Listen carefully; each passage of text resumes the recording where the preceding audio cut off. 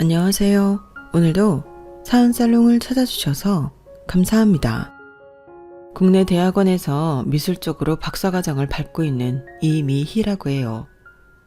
구체적으로는 미술 중에서 조소를 전공하고 있어요. 로댕 작가의 생각하는 사람이라는 유명한 작품 있잖아요. 차력으로 그런 작품 빚으며 미술사까지 함께 공부하고 있네요.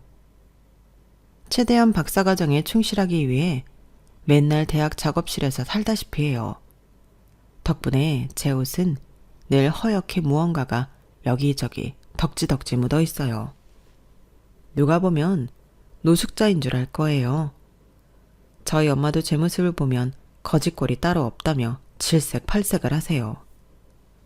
밖에 돌아다닐 때는 거울 좀 보고 옷 좀 갈아입고 다니라고요.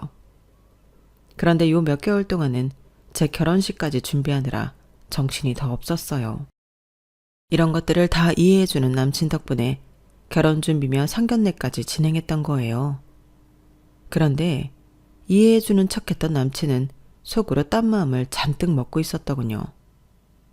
남친은 전형적인 마마보이라서 본인 엄마의 말도 안 되는 계획에 충실히 따르고 있더라고요. 그 추악한 속내를 상견례 당일, 그것도 30분 전에 알게 됐어요. 정말 벼랑에서 떨어져 한 줄기 동아줄을 발견한 심정으로 용기를 내어 기어 나왔어요. 상견례고 뭐고 다 파토내고 말이죠. 지난 5년간 함께한 남친과의 세월을 단숨에 쪽 내고 나와버렸네요. 남친네 집안 식구들이 다 이상한 사람이란 건 진작에 알고 있었어요. 하지만 남친만은 진실하고 착한 사람이라고 생각했기에 결혼까지 하려고 했었어요. 제가 아직 20대이기에 철이 없어도 너무 없는 것 같아요. 결혼을 너무 쉽게 생각한 것도 있고요. 저희 친정엄마며 제가 친언니처럼 따르는 지인까지 제 결혼을 쌍수 들고 반대했는데 그들의 판단이 참 객관적이고 현명한 거였어요. 진작 싹을 잘라버렸어야 했는데 참으로 어리석었네요. 여러분, 주위에서 반대하는 결혼이 있다면 반드시 정신 차리고 다시 한번 생각해보세요. 눈에 콩깍지가 씌워졌을 땐 제대로 된 판단이 내려지질 않더라고요. 특히나 어른들께서 내 남친 여친과의 교제를 반대한다면 꼭 귀 기울여 보세요. 아마 내가 외면하고 있던 단점들이 우르르 쏟아져 나올 거예요. 나보다 세상을 오래 산 어른들의 말씀이 100번 옳더라고요. 아직 결혼을 해본 건 아니지만 막상 결혼해서 콩깍지가 벗겨지면 어른들이 지적한 단점들이 눈등이처럼 크게 느껴질 것 같아요. 어쨌든 제가 블랙홀에 빠져들려는 걸 브레이크 걸어준 내 가족과 지인에게 지금 너무 감사할 따름이네요. 이제 다시금 제자리를 찾아가려 해요. 저희 집에서는 말 나온 김에 30 되기 전에 얼른 결혼하라며 벌써부터 선자리를 알아보고 계시네요. 물론 저도 늦게 결혼할 생각은 없지만 조금 무섭기도 해요. 결혼은 당사자끼리만 좋아서 하는 건 아니라는 걸 깨달았거든요. 결혼은 집안 대 집안의 만남이기에 그쪽 식구들이 정신 똑바로 박힌 사람들이었으면 좋겠어요. 특별한 조건을 바라는 것도 아니고 그저 정상적인 시댁 식구들 맡고 싶은 게 제 바람인데 그것조차 어려운 것 같아요. 사실 저희 집은 외가 쪽이 대대로 부유한 편이에요. 덕분에 저도 엄마 품에서 쉽고 편하게 자랄 수도 있었어요. 하지만 아빠가 돌아가시고 엄마가 재혼하는 과정에서 조금 사이가 틀어져서 해외에서 방황하는 기간이 있었어요. 그때 삶이 참 만만한 게 아니라는 걸 절실히 깨달았어요. 어쨌든 그때부터 늘 겸손히 그리고 열심히 살아야겠다고 다짐했어요. 더불어 우리 집이 여유 있다는 걸 남들에게 최대한 드러내지 않고 살아왔어요. 지금도 그게 맞다고 생각해요. 제 배경이 아닌 인간 이미희를 사랑해줄 사람을 꼭 찾으려고요. 저 언젠가는 좋은 사람 만날 수 있겠죠? 사연살롱 구독자 여러분들께서 많이 응원해 주시면 그 기운을 받아서 삶도 열심히 사랑도 열심히 할 수 있을 것 같아요. 앞으로 제 이야기를 쭉 털어놔 볼게요. 아직 20대지만 하고 싶은 말이 참 많은 다사다난한 인생이었답니다. 남들이 보기엔 금수저로 태어나 온실 속의 화초처럼 자란 것 같아도 제 속은 골마 터질 때가 많았죠. 물론 철모르는 어렸을 적엔 이 모든 게 당연한 줄 알고 누리며 살았어요. 어린 나이에 엄마 아빠 따라서 비싸디 비싼 크루즈 여행을 가보기도 했고요. 비행기 비즈니스석 타고 온 가족이 세계 곳곳으로 여행도 많이 다녔어요. 부모님 모두 승마가 취미여서 우리 가족 각자의 말이 따로 있을 정도였어요. 어렸을 땐 다른 사람들도 다 저희 가족처럼 호화롭게 사는 줄 알았어요. 커보니 그게 아니더군요. 생각해보면 외가 쪽이 특히 잘 살았던 것 같아요. 미술 쪽으로도 조예가 깊으셔서 대대로 우리 집안에서 운영하는 갤러리가 있었어요. 엄마도 미술을 전공하셨기에 저도 자연스레 미술에 큰 관심을 갖게 되었죠. 아빠는 참 자상한 분이었어요. 외할아버지가 운영하는 회사에 임원으로 재직하며 가업 승계를 받으려 하셨어요. 외할머니는 딸만 있었기에 사위인 아빠가 가업을 물려받으려 한 거죠. 그런데 회사 일이 굉장히 스트레스가 컸나 봐요. 고작 40대 초반이었던 아빠가 암에 걸리고 말았어요. 너무 야속하게도 아빠가 아직 젊었기에 암이 퍼지는 속도도 빨랐어요. 우리 가족들은 아빠를 살리기 위해 온갖 방법을 다 동원했어요. 그래도 경제력이 뒷받침되는 집이었으니 아낌없이 돈을 투자하여 사람 하나 살리고자 한 거죠. 아빠를 데리고 일본에서도 치료받게 하고 미국에서도 치료받게 했어요. 전 초등학생이었으니 일단 한국에서 계속 학교를 다니는데 여념이 없었어요. 대신 엄마를 비롯한 메인 간병인들이 아빠 치료받는 곳에 계속 따라갔어요. 간병을 해주신 분들 중 남자 간호사 출신이었던 이 실장님이 가장 열심히 아빠를 데리고 다니며 치료받게 해주셨어요. 너무 감사한 분이었죠. 저에게 격려도 많이 해주시는 다정한 아저씨였어요. 미야, 너희 아빠는 꼭 건강을 되찾을 수 있으실 거야. 그러니 너무 걱정 말고 한국에서 학교 잘 다니고 있어. 이렇게 의료기술이 최고인 나라들을 찾아다니며 치료받고 있는데 당연히 완치되실 거야. 메인 간병인이었던 이 실장님이 이렇게 호언장담하며 절 다독여 주셨기에 저도 아빠가 건강히 살아 돌아오실 줄 알았어요. 하지만 아무리 선진국 의료건 뭐건 암이 퍼지는 속도가 너무 빨라 손 쓸 수 없었죠. 그나마 다행인 것은 한국에서 모든 가족들이 다 보는 가운데 임종을 맞이할 수 있었다는 거예요. 하나뿐인 딸인 저와 하나뿐인 와이프인 우리 엄마 앞에서 말이죠. 여보, 나랑 미희 두고 어딜 간단 말이야. 안 돼. 눈 떠요. 정실줄 놓지 마. 나 당신 없으면 못 살아. 한평생 간병만 해도 좋으니 제발 죽지만 말아줘요. 제발. 아빠의 임종이 가까워오자 엄마는 거의 실신할 것처럼 오열했어요. 전 아빠의 귀에 대고 소리 지르는 엄마를 붙잡으며 이렇게 말했죠. 엄마, 사람이 죽을 때 청각이 가장 늦게 사라진다고 하잖아요. 그러니 아빠 귀에 대고 그렇게 소리 지르지 말고 소근소근히 하고 싶은 말 제대로 하세요. 이제 마지막 기회잖아요. 전 아직 초등학생이었지만 엄마에 비해 이성적이었던 것 같아요. 아빠가 돌아가시고 장례식 때도 거의 실신한 엄마를 대신해 손님들과 인사도 제가 나누었어요. 지금 생각해도 제가 참 어른스러웠네요. 그런데 그로부터 6개월 후 제가 아직 이해심이 깊지 않은 아이일 뿐이라는 걸 여실히 느낄 수 있는 사건이 벌어졌어요. 바로 엄마의 폭탄 선언으로부터 시작되었죠. 미야, 잠깐만 소파에 앉을래? 너에게 할 말이 있어.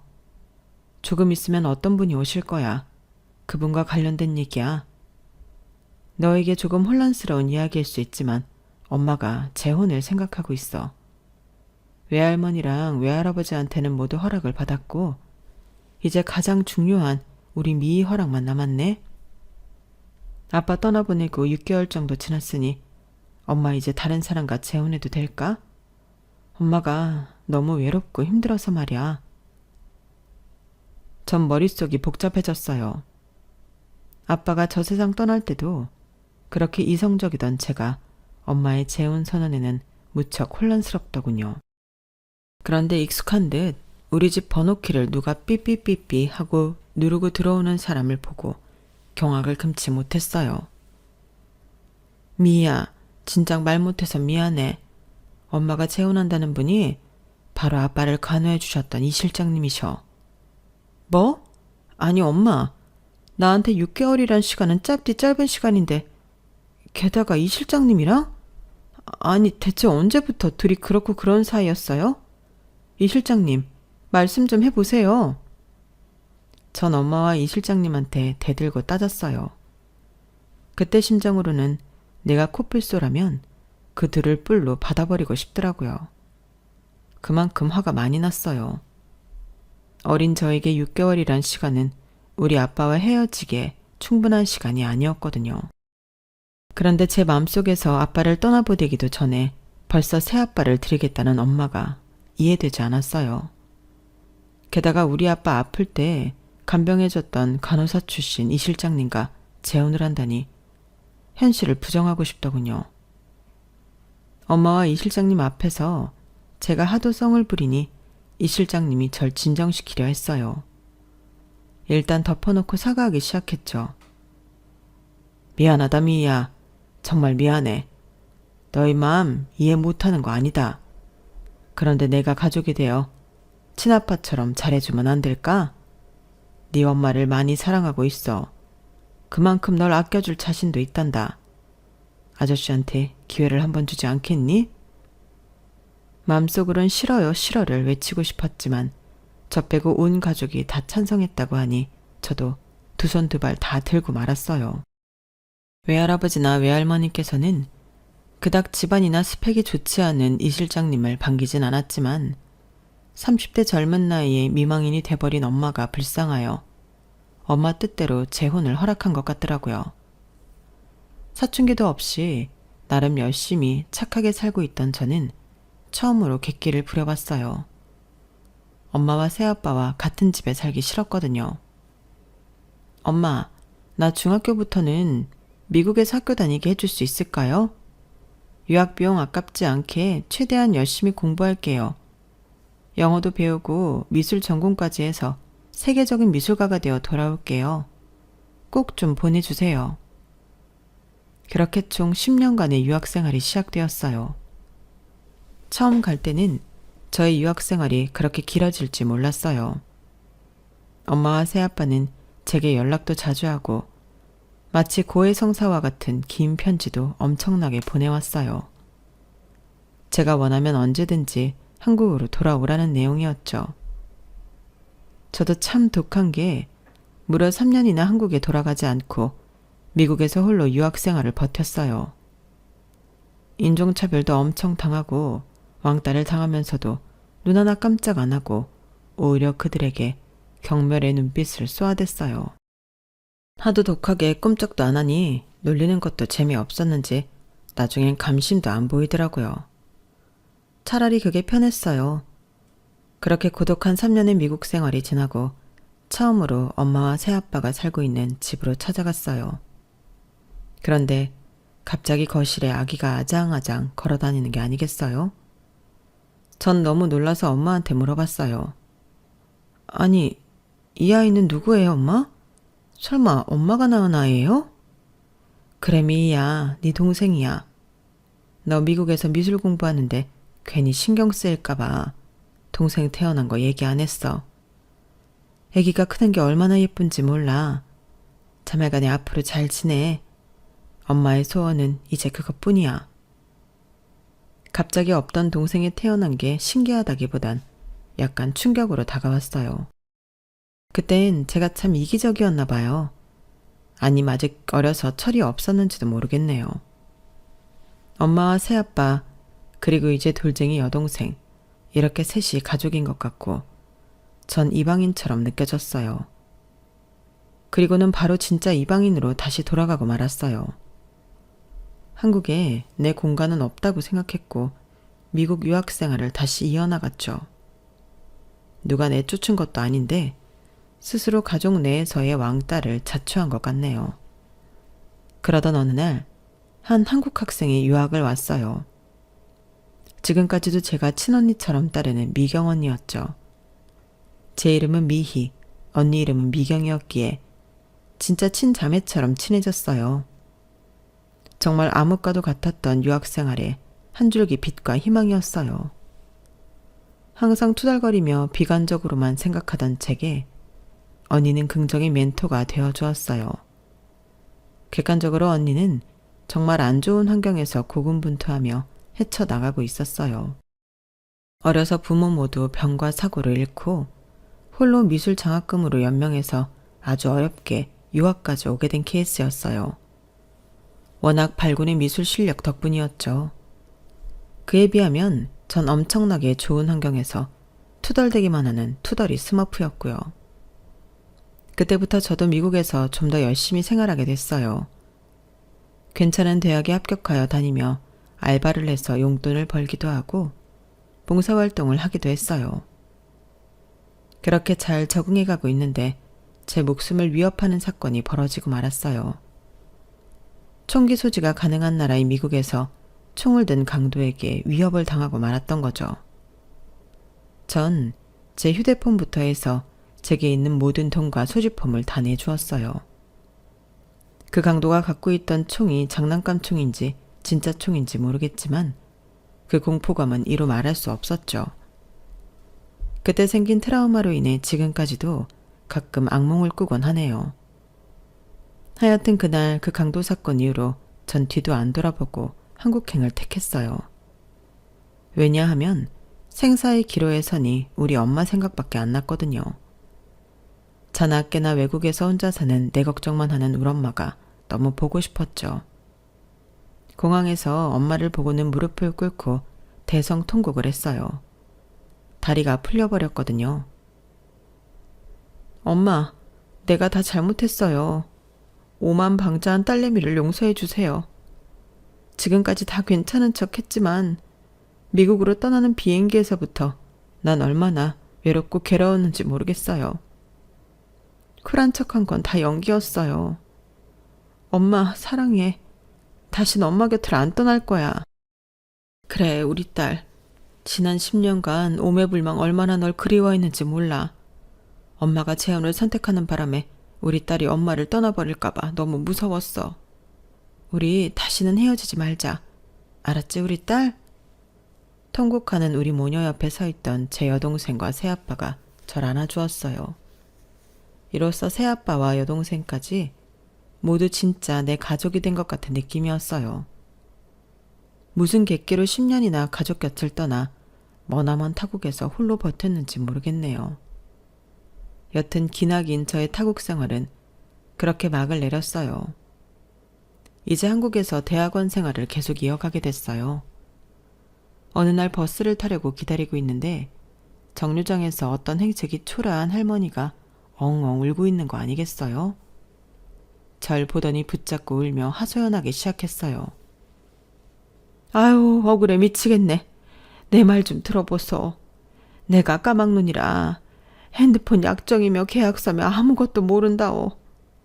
그저 젊은 총각들이 시키는 대로 공짜 폰 만들어주겠다고 해서 사인했는데 요금이 몇십만 원이 나오지 뭐야. 나 폐지 주어서 하루 벌어 하루 먹고 사는 노인인데 당장 어디서 몇십만 원을 벌어온단 말이야. 전 그 할머니의 딱한 사정을 듣고는 분노에 차서 할머니와 함께 그 핸드폰 가게로 갔어요. 제 인생에서 그렇게 소리치며 매섭게 사자우를 지른 건 처음이었네요. 당신들, 글 모르는 할머니를 상대로 사기를 쳐먹어? 그러니 폰팔이라는 말이나 쳐듣는 거야. 당신들, 내가 콩밥 제대로 먹일 거야. 두고 봐. 전 그 자리에서 바로 경찰을 불렀고 최대한 증거까지 확보할 수 있도록 도왔어요. 그 사건을 계기로 까막눈 어르신들을 가르치는 야학 봉사활동에 있다는 걸 알게 됐고, 제 미술 재능 기부와 함께 봉사활동을 열심히 하게 되었어요. 어르신들에게 도예도 가르쳐드리고 기초 회화 및 영어, 한글까지 제가 가르칠 수 있는 모든 걸 다 하고 싶었어요. 그곳에는 봉사의 뜻을 함께하는 직장인들과 대학생들이 모여들기 시작했어요. 다들 선한 마음을 갖고 있는 사람들이라 쉽게 친해질 수 있었어요. 여느 때와 다름없이 아주 작은 공간에서 수업 준비를 하고 있는데 갑자기 아랫배가 미어지게 아픈 거 아니겠어요? 집채만한 파도가 몰려오듯이 점점 엄청난 고통이 오더군요. 도저히 서 있을 수도 없는 지경이었죠. 시멘트 바닥에 대굴대굴 구르며 신음소리만 내고 있었어요. 그때 저쪽에서 이름도 특이한 박상춘이라는 남자 직장인이 달려왔어요. 그도 야학 봉사를 함께하는 사람이었죠. 미씨, 갑자기 왜 이래요? 당장 119 부를게요. 박상춘 이 사람은 119를 불러놓고 기다리는 시간이 애 같았는지 절 번쩍 안고는 도로가로 나가서 오매불망 구급차를 기다렸어요. 그렇게 그의 품에 안겨 응급실로 향했고 다행히 큰 병이 아닌 맹장염으로 긴급 수술을 받았네요. 수술을 받고 깨어나니 엄마가 사색이 되어 절 바라보고 있더라고요. 그런데 전 물론 엄마도 반가웠지만 절 위에 안고 띄워준 상춘 씨 얼굴이 보고 싶더라고요. 문자로 상춘 씨를 불렀죠. 상춘 씨는 절 보자마자 대뜸 물어보더군요. 방귀 나왔어요? 그 말에 웃음이 터져버리고 말았어요. 배가 찢어지게 아팠죠. 자, 웃기면 안 돼요. 수술 부위가 너무 아프단 말이에요. 여튼 고마워요. 구급차 불러줘서. 고맙긴요. 영광이었어요. 그동안 제 속내를 표현할 틈을 안 줘서 곁에만 맴맴 돌고 있었는데 이렇게 미희 씨를 안고 뛸 수 있는 기회를 줘서 고마워요. 그동안 이 남자가 절 이렇게 생각하는 줄 까맣게 모르고 있었는데 갑자기 병실에서 고백 비스무리한 얘기를 들으니 뜬금없었어요. 저의 맹장염 사건 이후로 우린 친해졌어요. 저도 상춘치를 착실한 청년이라고 생각하고 있었거든요. 대기업을 다니고 있는 능력 있는 사람이기도 했고요. 20대 중반이 되도록 연애 한번 못 해본 여자였기에 연애의 맛을 경험해보고 싶기도 했네요. 그렇게 우린 정식으로 사귀게 되었어요. 처음으로 남자친구를 가져본 거죠. 첫사랑을 하니 세상이 온통 핑크빛으로 보이더군요. 그렇게 사랑에 빠져 있을 때, 제가 미국에 있을 때 친자매처럼 지내던 미경 언니가 한국으로 돌아왔어요. 그동안 미경 언니는 미국인을 만나 결혼까지 했었는데 불행히도 파경을 맞아 한국으로 돌아오게 된 거죠. 갑자기 하루아침에 날 사랑하지 않는다고 이혼하자더라. 이래서 외국인이랑 결혼하면 안 되는 건가 봐.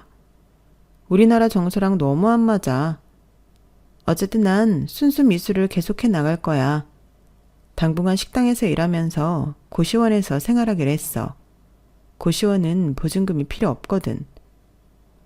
언니, 공동생활해야 하는 고시원은 너무 불편한 것 같아. 나도 집에서 독립해서 대학원 근처 원룸에서 지내고 있어. 언니 원룸 보증금 정도는 내가 대줄 수 있어. 내가 미국에서 언니한테 배운 것도 많고 얻은 것도 정말 많아. 내 선물이라고 생각하고 꼭 받아줘. 전 미경 언니의 원룸 보증금을 대줬어요. 언니와 같은 건물 원룸에서 지낼 수 있다고 생각하니 많이 의지가 되었죠. 사실 재력이 어느 정도 되는 저희 엄마는 제게 아파트를 얻어주고 싶어 했어요. 그런데 미국에서의 독립적인 생활에 익숙해진 저는 본격적으로 돈벌이를 하기 전까진 최대한 검소하게 살고 싶었죠. 남친도 아마 제가 못 사는 줄 알았을 거예요. 돈 없는 대학원생 정도로 생각했겠죠. 그때는 서로에게 콩깍지가 씌어서 다른 조건 따윈 보이지 않았던 것 같아요. 그렇게 몇 년을 사귀고 제가 대학원 박사과정까지 밟으면서 점점 남친의 가족들에 대해 좀 이상한 점을 느끼기 시작했어요. 가족 구성원들이 도통 상식적이지 않더군요. 남친 밑으로는 여동생과 남동생이 있었어요. 남친 아버지는 좀 많이 아픈 상태였고 남친 엄마는 그렇게나 남친을 불러대더라고요. 큰아들을 유독 좋아해서 그런 건지 아님 시중될 사람이 필요한 건지 데이트 때도 본인 엄마가 부르면 남친은 쪼르르 달려가곤 했어요. 완전 마마보이가 따로 없었죠. 남친 엄마는 진짜 이상한 사람이었는데 하루는 남친이 아빠 수술비를 제게 좀 빌려달라고 하더라고요. 뭐? 500만 원? 집안에 그 정도 돈도 없어? 자기 대기업 연봉이 얼만데 그동안 모아놓은 돈이 그렇게도 없는 거야? 아버님 위급하시다고 했지? 뭐 당연히 빌려줄 순 있어. 정말 미안해 미희야. 미희한테까지 이런 부탁하고 싶지 않았는데 우리 집에 10,000원짜리 한 장 찾아볼 수가 없네. 엄마가 예전에 아주 부잣집 딸이었는데 집안이 폭삭 망한 케이스라 그 씀씀이를 여태 버리질 못하고 계셔. 여튼 정말 고마워. 그런데 2주 후 남친이 비통한 얼굴로 제게 고해성사하듯 얘기했어요. 아빠가 얼마 못 사실 것 같아. 이러다가 우리 아빠 정말 돌아가시면 어떡하지? 뭐? 수술이 잘못된 거야? 왜 갑자기? 실은 수술을 제때 받지도 못했어. 수술비로 미희가 준 돈, 그걸로 엄마가 갑자기 전신 지방 흡입이며 성형수술을 하시는 바람에 다 날려버렸어. 그 사건 때문에 가족들이 난리가 났고 지금 아빠 상태가 매우 안 좋네. 전 제 귀를 의심했어요. 본인 남편은 다 죽어가는데 어디서 꼬은 남편 수술비로 성형수술을 하고 앉아있다니 사이코가 따로 없었죠. 남친 말대로 남친 아버지는 이틀 후 돌아가셨어요. 당연히 장례식에 찾아가 꽤 큰 돈을 부조금으로 냈어요. 남친과 저는 암묵적으로 결혼까지 생각하고 있었거든요. 예비 며느리라고 생각하니 최대한 예의를 차리며 장례식을 도왔어요. 남친 엄마는 손님 맞을 생각은 안 하고 상복 입고 술만 처먹고 있더군요. 절 보고는 굉장히 상스럽게 말했어요. 너 원룸 산다며? 무슨 예술이랍시고 조각하고 미술하고 그러냐? 그런데 쳐드릴 돈으로 장사를 하든가 좀 생산적인 일을 하지 그래. 꼭 뭣도 없는 년들이 예술한다고 꼴값 떨더라? 괜히 우리 집 며느리로 들어와서 그놈의 미술 재료비로 돈 다 쓰지 말고 애진작에 꺼지란 말이야. 남친 엄마는 입으로 똥을 잔뜩 싸놓고는 술에 취해 대자로 뻗어서 그 자리에서 자더군요. 저는 처음 들어보는 그런 모욕에 충격을 받고는 그 자리에서 얼어버렸어요. 그런데 저쪽 부조금 받는 곳에서 큰 소리가 나더라고요. 바로 남친의 여동생과 남동생이 서로 부조금을 갖겠다며 싸우는 소리였죠. 야 이년아, 네가 막내면 다야? 집에 돈만 있으면 다 네가 가져가려고 해. 또 나이트나 전전하면서 술값으로 더 날릴 거잖아. 또 어떤 남자를 꼬셔서 원나잇이나 하게? 이 날라리 같은 기집애 같으니라고. 얼른 돈 내놔. 이 돈 다 내 거야. 무슨 말이야. 오빠면 다야? 오빠가 큰오빠도 아니잖아. 멍청해서 이삿짐 센터에서 짐이나 나른 주제에 뭐? 살아생전에 아빠가 막내딸인 나를 제일 좋아한 거 기억 안 나? 이 돈은 내 거라고.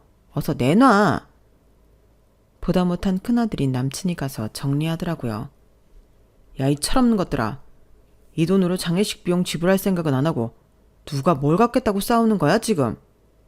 여튼 현금만 보면 눈 돌아가서는 얼른 가서 엄마나 챙겨. 엄마 또 술 마시고 대자로 뻗어 계시니까.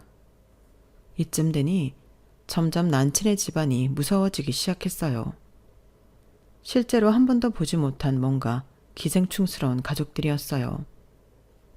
너무나도 찜찜한 마음을 뒤로하고 집으로 왔어요. 제 친자매나 다름없는 미경 언니에게 고민을 토로하였죠. 그런데 우연히도 언니는 남친 엄마에 대해 알고 있더군요. 너 남친 이름이 뭐? 박상춘? 혹시 그 엄마 이름이 곽숙자 아니야? 곽슈 아줌마. 맞지? 식당에서 일하는. 언니 어떻게 알고 있어? 저번에 장례식에서 가족들 이름 보니까 곽씨 맞았던 것 같아. 내가 지금 알바하고 있는 식당에서 같이 일하는 아줌마야. 아, 그 아줌마가 큰아들 자랑을 얼마나 하든지. 그 아들 이름이 젊은 사람 치고 하도 독특해서 알고 있었지. 그 사람이 너의 남친이라니. 게다가 뭐? 결혼까지 염두에 두고 있다고? 곽씨 아줌마가 어떤 여자인 줄 알기나 해? 그 아줌마가 계산한답시고 돈 통에 손대려던 게 한두 번인 줄 알아? 내가 적발해서 사장한테 이르려고 하니 아주 손이 발이 되게 빌더라고. 그래서 몇 번 눈 감아줬지. 맨날 남 뒷담화에 쌈따게 아무것도 없는 아줌마 같은데 웬 자랑질은 그렇게 하던지. 진짜 밥맛이야. 그런 교양 없는 아줌마를 시어머니로 모시겠다고? 다시 생각해 미희야. 이건 진짜 아니야. 미경 언니의 조언을 듣고는 저도 남친과의 관계를 다시 생각하기로 했어요. 도저히 그 집안의 며느리로 들어가 살 자신이 없어지더라고요. 부친상을 치른 지 얼마 안 돼 힘들어 보이는 남친에게 어렵게 이별을 고했어요. 당연히 남친은 절 붙잡고 대성통곡을 하며 절대 못 헤어진다고 하더군요. 저도 같이 울며 거의 부탁했어요. 제발 헤어져 달라고요. 일방적으로 이별을 통보하고 떨어져 있었지만 착했던 남친이기에 마음에서 지우기 쉽지 않았어요. 무려 1년간 남친은 절 쫓아다녔어요. 그리고는 제 생일에 선물이라며 두꺼운 다이어리를 꺼내더군요. 그것만 전해주고 돌아갔어요. 우리가 봉사활동을 하며 만난 첫 순간부터 저에 대한 편지를 적은 다이어리였어요. 참으로 구구절절하고 애절했어요. 달콤했던 연애 시절도 고스란히 적혀 있었고요. 그걸 받고는 전 완전히 항복했어요. 제 눈엔 다시금 콩깍지가 장착되었고 남친의 마음을 받아줬어요. 우리 커플은 극적으로 재회하게 되었어요. 무려 1년 반 만에 말이죠. 그동안 남친의 남동생은 속도 위반으로 형보다 먼저 결혼을 했더군요. 와이프 되는 사람이 미술학원에서 학생들 가르치는 알바를 하고 있다고 하여 더욱 관심이 갔어요. 저처럼 미술하는 사람이었으니까요. 우리가 다시 재회를 하고 남친은 바로 결혼 이야기를 꺼냈어요. 저도 결혼을 늦게 하고 싶진 않았기에 우리 집 식구들에게도 모두 알렸어요. 남친은 본인이 대기업을 다닌다는 것 빼고 집안은 별 볼 일 없었어요. 가족들은 사치가 심하고 막장 인생이었으며 남친 대기업 월급을 뺏어가기 바빴죠. 그래도 우리 집이 능력 있는 집안이고 나도 나중에 맞벌이하면 되니까 경제적인 건 큰 문제가 없다고 생각했어요. 그리고 말썽쟁이 남친 식구들과는 결혼 후에 거리를 두고 살면 괜찮다고 여겼어요. 저 진짜 철없죠? 그땐 남친과 결혼이 너무 하고 싶었기에 그것 외엔 아무 생각도 들지 않더군요. 부모님께도 대충 그렇게 둘러댔어요. 엄마는 당연히 크게 우려를 하셨어요. 그런데 혹시라도 또 저와의 사이가 틀어질까봐 제 선택을 따라주셨어요. 그렇게 상견례 자리까지 약속하기에 이르렀네요. 중요한 자리이니 저보다 화장 기술이 좋은 미경 언니가 제 화장을 담당해 주기로 했어요. 휴일이었지만 언니는 식당 오전 알바를 끝내고 와야 했어요. 그런데 갑자기 미경 언니에게서 전화가 왔어요. 미희야, 내가 방금 카톡으로 보낸 사진들 잘 봐봐. 네 남친 엄마인 곽씨 아줌마가 아까 오전에 네 남친하고 주고받은 카톡 내용이야. 아줌마 화장실 갈 때 잠깐 본 건데 내용이 너무 충격적이라 내 폰으로 찍어놨어. 얼른 그놈하고 결혼이고 뭐고 취소해. 상견례 자리 나갈 것도 없어. 뭐? 언니 무슨 내용이길래 그렇게 흥분을 하면서 말해. 알았어. 일단 끊어봐. 내용 보고 판단할게. 그 내용이라 함은 진짜로 충격적이었어요.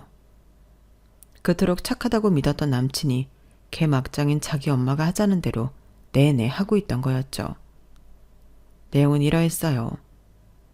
상춘아, 아무래도 그 미술인가 조소인가 한다는 거지 같은 애한테 널 보내기 너무나 아깝다. 인생 한방인 거 너 알지? 이미 잡아놓은 상견례야 뭐 대충 치르고 이 결혼은 파토 내기로 하자. 그리고 엄마가 예전에 말한 대로 48세 애 딸린 이혼녀를 한번 만나봐봐. 늙어서 이제 더 이상 애는 못 낳는다고 하더라. 근데 그 여자 재산이 무려 180억이래. 얼른 혼인신고해서 몇 년 살아주는 척하다가 이혼하면서 재산의 몇 프로만 받아도 그게 어디냐. 그때 젊은 여자한테 갈아타서 애도 낳고 제대로 된 가정 꾸리고 살아도 늦지 않아. 사람은 똑똑하게 살아야 하는 법인 거야. 알았어요, 엄마. 우리 집이 워낙 어려우니 우리 식구를 위해서 내가 희생하죠, 뭐. 엄마가 그렇게 원하시는데 큰아들로서 그거 하나 못 해드리겠어요. 일단 오늘로 약속한 상견례 자리는 나와주세요. 동생네 부부도 나온다고 하니.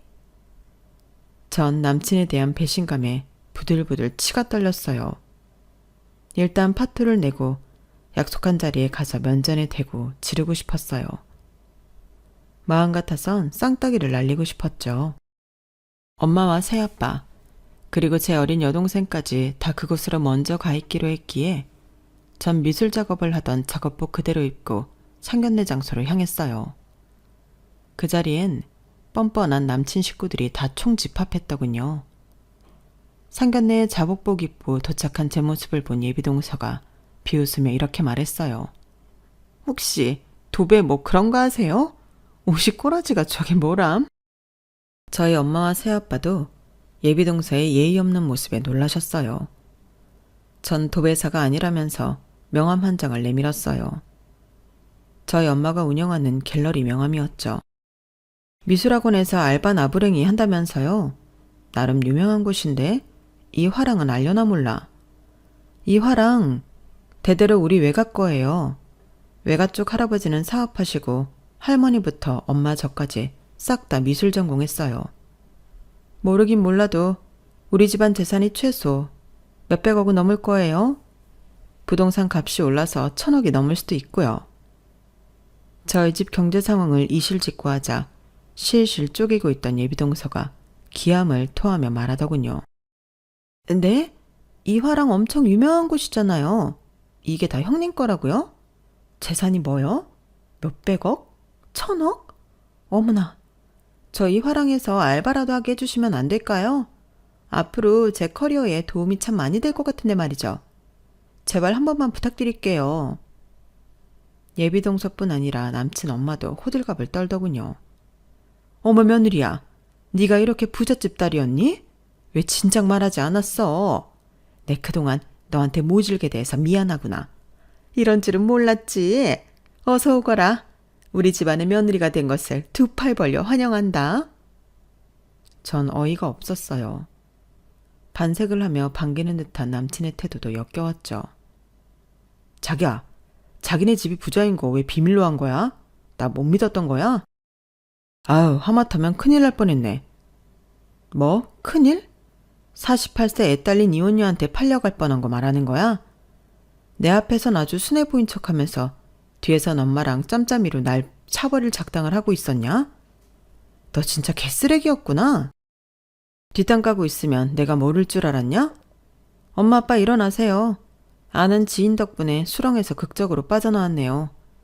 이런 기생충 같은 집안과 결혼했으면 영혼까지 탈탈 털렸을 거예요. 제가 돈 없는 집안 사람인 줄 알고 절 쓰레기 취급한 사람들이에요. 본인들은 쥐뿔도 없이 사치하면서 말이죠. 참, 세상엔 별스러운 사람이 다 있네요. 얼른 집에나 갑시다, 엄마 아빠.